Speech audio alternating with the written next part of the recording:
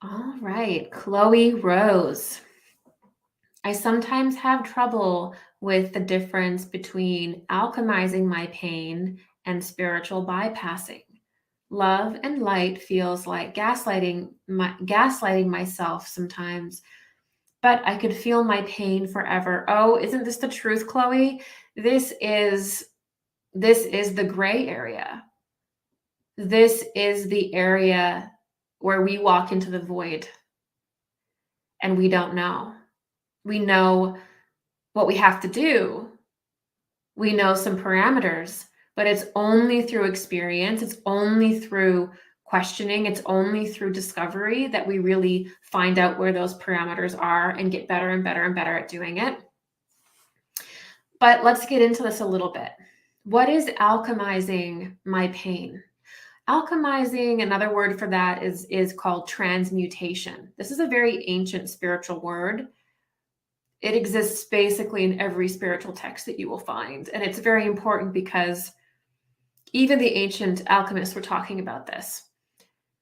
And it is this.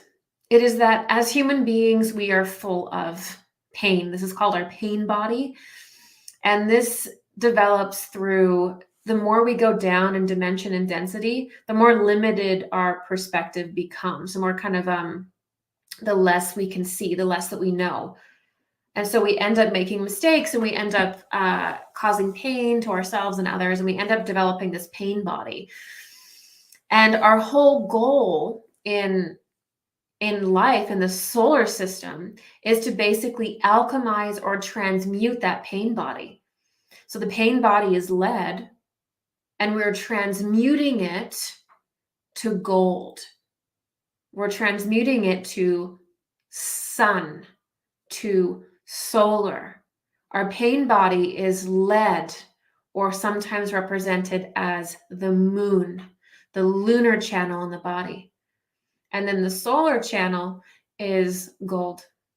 And so we are turning lead into gold. This is called transmutation, and this is actually how we ascend. We only ascend in our consciousness to the exact degree that we can overcome our pain, that we can turn lead into gold.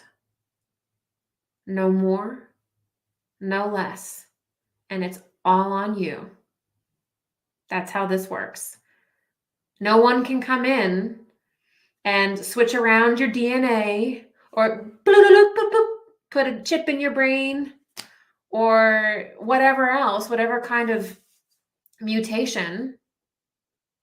No. That doesn't suddenly release your karma, release your pain body, release all of your lessons that you need to transmute. It doesn't. You're just messing around with the very most material level of your being, thinking that it's going to do some spiritual thing. No, we actually have to transmute our pain. We have to overcome it. And on the other side of every single piece of pain that we feel is wisdom. And this is what causes us to ascend. And this is also what causes us to light up our junk DNA, if you will. It's transmutation. It's containing more light. It lights it up in a pattern. So that's how that works. There is huge, this is what happens often in the New Age and in spirituality, is you'll have like one spiritual truth. Like, we create our own world and we create our situation. Totally true. We are the creators of our universe. There's no question there. But then we'll use that truth to not transmute our pain, not to heal, not to become more spiritual like we're intending. We'll actually use it to hide from our pain. We'll actually use it almost like a drug to feel better temporarily, but never really get into doing the work. And this is called Luciferianism. And this is called spiritual bypassing, where you take a spiritual principle that is fundamentally true, but you use it in the wrong way. And it actually ends up harming you. And so a very common one is that A very common one that I feel like you're talking about is like, if you just feel bad, if you feel bad about your life, just forget about it and just let go of whatever ails you and just focus on feeling good and only good. And anytime something negative comes up, just, like just feel good.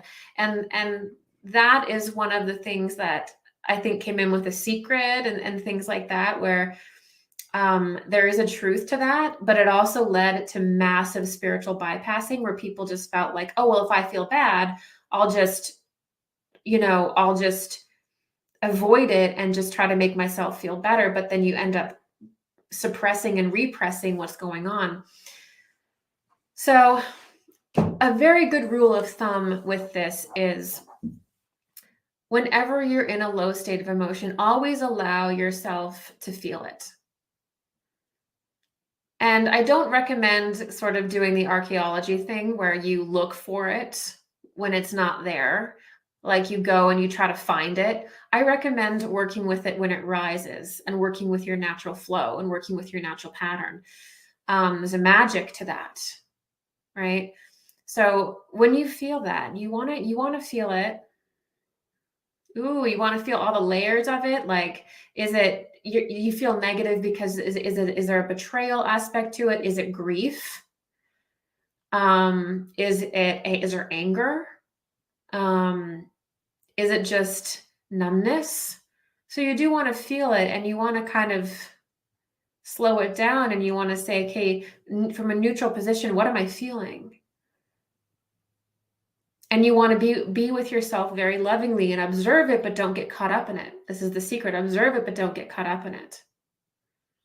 And then you want to reach for higher branches and try to do something very nourishing for yourself after you do this kind of work, right?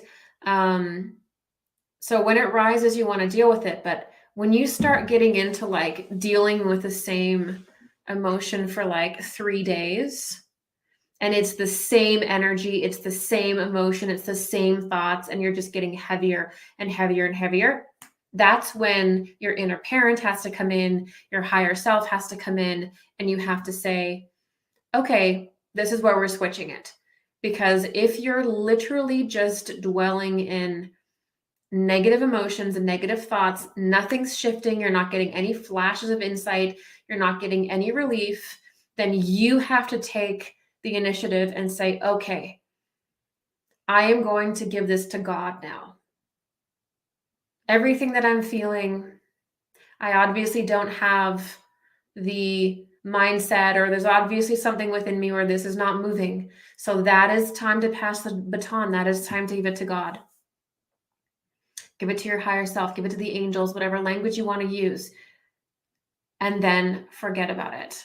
And what you'll find is that, after a period of time, it could be days, it could be weeks, could be months, could be years, you'll start to suddenly get these downloads of information, or you'll start coming into through synchronicity, you'll start coming into the answers to your question. So there's a point where you got to give it to God, Chloe. There's a point where you have to give it to your higher self.